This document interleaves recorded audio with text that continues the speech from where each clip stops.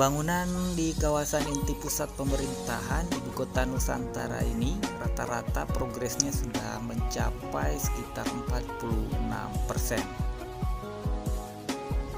Jadi dengan progres yang ada ini semuanya dianggap on track berkat kerja keras dari teman-teman di Kementerian PUPR yang bergiat di lapangan, yang terus optimis dengan target yang sudah dilakukan.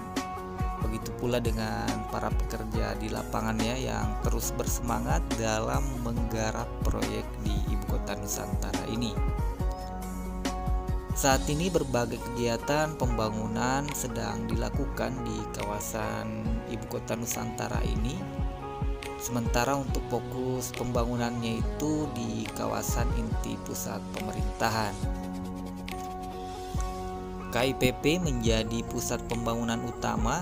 Di dalam itu bisa ditemukan seperti Sumbu Nusantara, Istana Presiden, Kantor Presiden, dan beberapa kantor kementerian.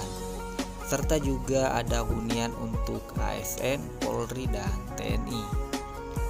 Dengan kelengkapan sarana dan prasarana di kawasan inti pusat pemerintahan diharapkan dapat membantu percepatan untuk berbagai kegiatan yang akan dilakukan dan memastikan kegiatan di lapangan berjalan dengan lancar.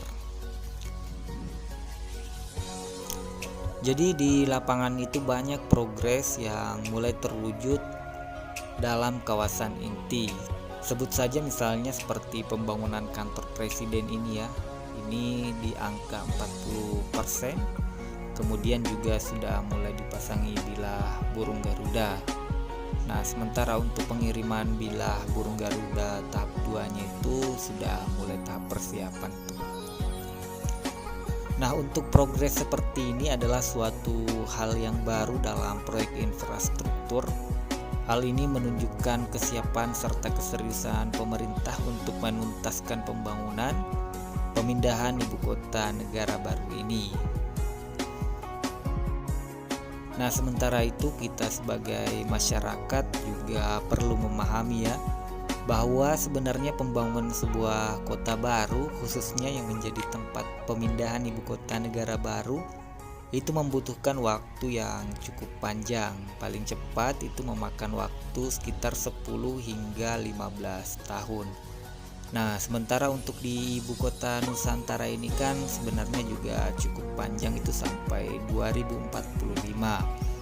Hanya saja di tahun 2020 hingga 2024 ini masuk dalam tahap pertama.